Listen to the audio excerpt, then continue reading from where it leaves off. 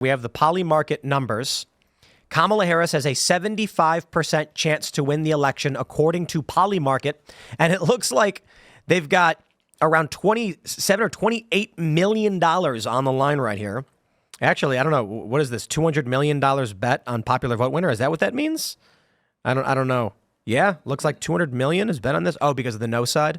Well, that seems, I don't know how this stuff works. But I'll tell you this. If you believe PolyMarket, you can make that wager. If you believe Nate Silver, there's free money waiting for you. I am not telling you to make bets. I am not giving you advice. I'm just saying this is what we would refer to. I mean, if Nate Silver is correct as an individual expert using a forecasting model, and he says Trump today has a 60% chance to win, you're EV positive. 60% chance to win, 75% are four times your money. All he's got to do to win is look like a good guy, Trump. He's got to look like a good guy that doesn't get upset. If he gets freaked out and angry, he's going to lose. I disagree. He can get angry if it's for the right reason. Maybe you're right. Get thee behind me, Satan. If you use anger to propel you forward, yeah. But if you're getting taunted by the person across from you, no. That's right. But if his anger is, and he had this at the debate, he did. I don't know if I think he had a good amount. If his anger was, let's say she says Trump's rallies, people are leaving early, and then Trump got angry right away and went, "Excuse me, how dare you bring up something so inconsequential when the American people are suffering right now? The cost of gas is through the roof, eggs are through the roof, milk is through the roof, and you're talking about rallies, insults? This is insulting." Yeah, and then immediately offer the solutions to the people suffering. That anger lights people up. I also think he could have gotten angry about the fact that she's being flippant about his rallies when a Trump supporter died at one of his rallies in Pennsylvania. I mean, she is pretending like that didn't happen, which is amazing. And frankly, the ABC moderators let her. He was the only one to reference the assassination attempt, which I think is a major issue. I mean, she is protected by the Secret Service. Doesn't she care that they failed? Apparently not, and that should be telling. Do you think that on the economy, Trump is better than Kamala, Ian? Yeah, I don't really see any plan that she has at all. He at least is talking about some, like at the debate, he didn't really get specific. I want specifics, but I've heard him talk to Elon Musk about bringing him in to fix a lot of bureaucracy, which on that Elon Musk call, which was pretty promising. I know he did put the tariffs on. He really stuck it to a lot of foreign countries he's talked a lot about NATO paying their fair share, things like that. Are those good things? I mean, they'll bring money in the short term. So they look like they're at least stemming the bleeding of our economy. But if you really want to fix the economy, you need a new fuel system. I haven't heard him mention hydrogen fuel once. That's it. You're never going to get Ian to vote for you unless you bring up. No, if you're going to talk about doing the thing that we did the last 150 years and it's going to work, you're wrong. We need something new. The American people aren't listening for numbers and statistics in a debate. Trump dominates on the economy issue. You go to the grocery store, you go to the gas pump, and you see that everything is expensive, and this is the worst time to be making good money in America. And they had great times under President Trump, and that's all people need to hear, that's all people need to remember. Maybe if it's an emotional thing, but like when he's just like everything is horrible, like he won the coin toss, so I'm going to take the last word. His last word was everything sucks and everything's bad. And she's horrible. You're Amen. like, really? That's the energy you want to leave everybody with? Give me a hopeful vision of the future, bro. Incorrect. That's why you take the last word. His closing message, which he repeated 3 times. Garbage. I'm saying that he repeated it 3 times because what he could have clearly articulated it better was, why isn't she doing it now? His closing statement was not about what you're saying. He said, she offers you this, she offers you that. It all sounds nice, but she believes in things that the American people do not. Yeah, his closing statement was about her. It should have been about him and his vision. No, not it's about complaining. Government accountability. She's currently in the executive branch, and she's saying everything is fine when American people know it's not. Nobody even in the executive left-wing, branch. even left-wing analysts afterwards were saying that was the Senate. stronger. Are you nuts? That's it. Sorry, Hannah Claire. All the bills that are going through, she's the one stamping. 2 of them, yeah. She's in two parts of the government. She's stamping them. It was more than 2, bro. You realize that you're saying she's part of the executive and the legislative branch, and she still is telling Americans that we're wrong. The vote, That's somebody. She did take a tie-breaking vote, the Inflation Reduction Act, that screwed our country, and she was the tiebreaker on it. I'm sorry to interrupt what you were saying. Oh, no, you're fine. I'm just saying that, like, even left-wing analysts in mainstream media afterwards were saying, obviously they're praising her everything that they can, but I watched 3 different networks talk about this, and every single one was like, but when we got to closing arguments, and he said, why she's already there, why hasn't she done anything about it? It's difficult to refute that point. I think a lot of Americans, and of course, everyone has different perspective. I'm not trying to tell you that, obviously I respect your opinion, but I think that a lot of Americans have that question when it comes to Kamala Harris. You can't be both the vice president and also say, well, I have nothing to do with this administration, and so therefore I'm going to be a fresh face. Fact check. Yeah. 33 tie-breaking votes as of September of 2024. You take the last statement in a debate. It's not to leave a poison pill for everyone about your enemy. It's about to give people hope about you. That's the reason you speak last, is to get them remembering you when they walk out, remembering the things you said when they walk out, not to be thinking about her. He is big boy politics, D. Come on. I mean, well, I'll concede a point to Ian. I definitely would have liked to have hear about the future in his closing remarks, but I think everything that he said, he completely nailed it on the head. And I think that his closing statement won him the debate. No, I think. Oh, I totally disagree. It made me disgusted. But Ian, you got his closing statement wrong. You mischaracterized. Pull it up. We should watch it. It's disgusting. It's pointless. He just argues and complains. I'm getting like an 80. I'm getting like an 80% quote. He said, "You believe in things the American people do not. Things like stopping fracking." And, she talks about this and that thing and this thing, and it sounds good, but why haven't you done it now? That was the message that he was sending. Now, what he needed to add to it, and I would agree with this, is he should have said, he could have been more articulate. He could have said, Kamala Harris keeps promising all of these beautiful things. She says going to do this for you, that for you. The question is, why hasn't she already done it? If she can, she could have, she won't. Here's what I'll do. I will unleash American energy. I will produce so much energy in this country, your gasoline costs will go down. Your heat will go down. Your bills, they will go down. Your phone bill, your health insurance will all follow suit. Your groceries will go down. Your wages will go up. And we start with energy. Should have said that. Yeah, he should have for sure ended the debate with a positive message about what he's going to do.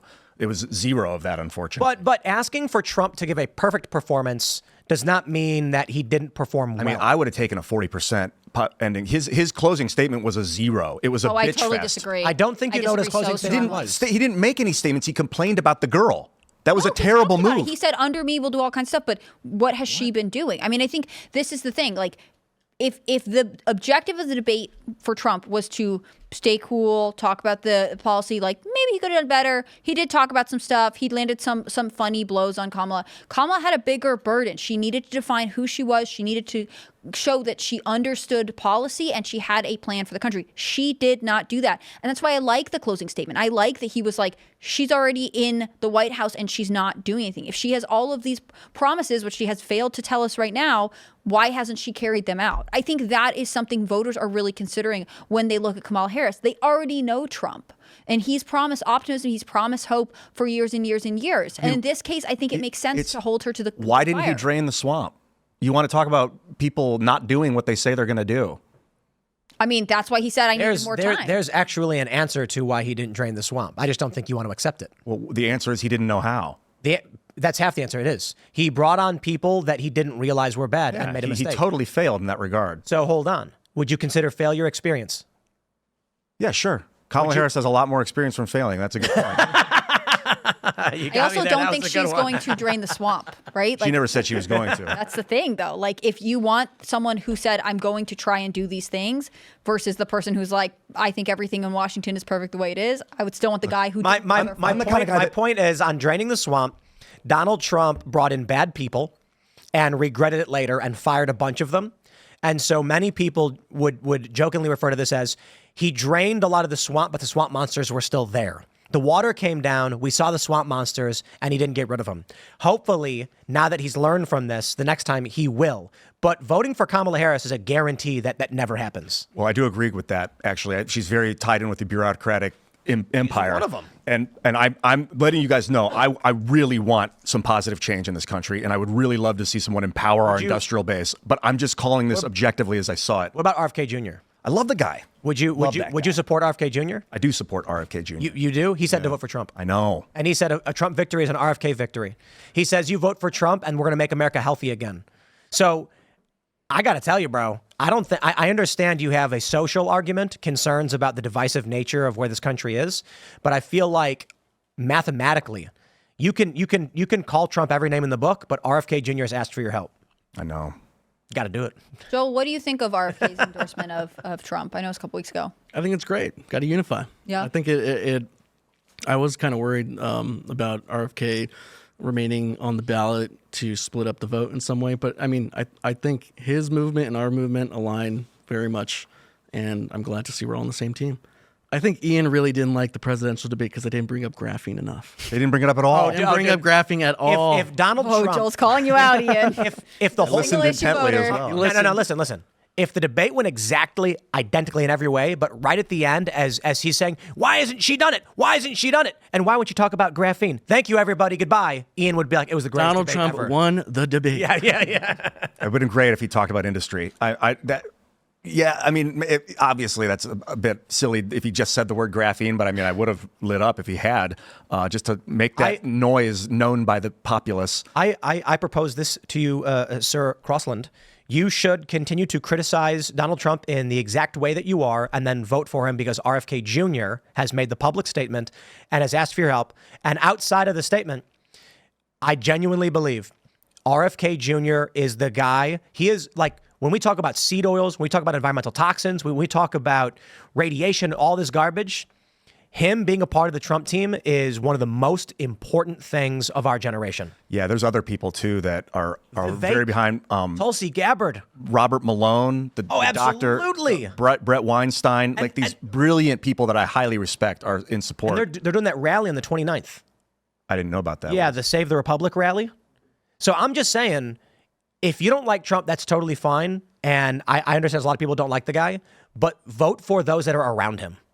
And I got to say, like RFK Jr. for the most, because he's a liberal guy, and he's called out the censorship, the war machine, the pharmaceutical industrial complex, and when he talks about the environmental diseases and chronic illness, he's not pointing to a guy that we're mad at. He's talking to a state of emergence in this country where we became negligent and allowed phthalates, PCBs, plastic, all this garbage in our surroundings and our food that's poisoned people. And he wants to solve that problem. And it's one of the only times we've actually gotten a real chance at having someone come in to deal with this.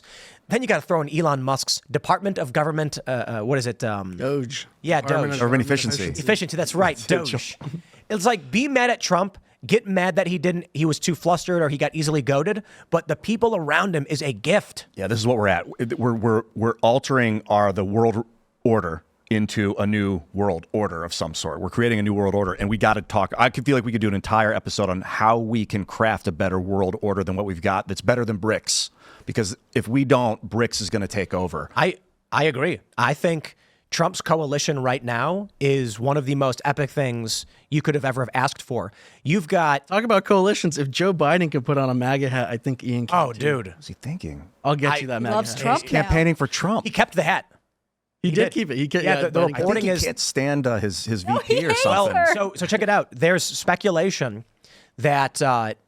So he releases a letter on Twitter that he's dropping out. Let's dedicate some time to this. Okay. So Joe Biden wears a Trump hat, keeps the Trump hat, and and the White House says it's because he's trying to show unity or build unity. But there's some speculation, and I think it's wishful thinking, but speculation. So when Joe Biden drops out of the race initially, it was through a Twitter letter. And the conspiracy theory was Biden did not release that letter. He had been saying the whole time up to that point, I will not drop out no matter what. And then all of a sudden, without a video or a public statement, a letter appears. The conspiracy theory was that staffers uploaded that to his account without his permission or knowledge to force him, because now you can't go back. What are you going to do? Come out and claim that Kamala or the Obamas secretly did this? Nope. You're out. It was a coup. And he went on to say later that he was upset about it. He didn't want to drop out. He thought he could win. There's speculation now that he put the Trump hat on because he's out. He knows he's out. He has no reason to benefit any of these people. He's been on the beach now for how long? People keep posting these photos of him on vacation, and they're like, this guy's checked out. Mm-hmm. He's no longer president. He is, but he's just basically in his mind saying, you pushed me out, you shut me down, I just don't care anymore. Right. He must feel a certain level of betrayal from the Democrats and these Democrats that he's considered his friends and allies for years. I mean, I was listening to a New York Times analyst talk about this afterwards, and she said that there was it was a New York Times interview with a senior executive for the DNC, and she said that she saw Biden's letter go out on July 21st, and she was like, "Oh my goodness, it's happening!" And then there was like a hour, 30-minute delay before he released a statement endorsing Kamala. And she said during that time, she was actually kind of nervous because it was like, he hasn't endorsed Kamala. This is throwing us into chaos. And, I could understand where if the drafted letter was written by someone who didn't have authority and they kind of forced his hand by releasing it, why there would be a delay and then a separate endorsement of Kamala. Why? Because it could have all been one statement. Thanks for watching this clip from Timcast IRL. Make sure to check out the live show Monday through Friday at 8 p.m. on this channel. Subscribe and we'll see you all there.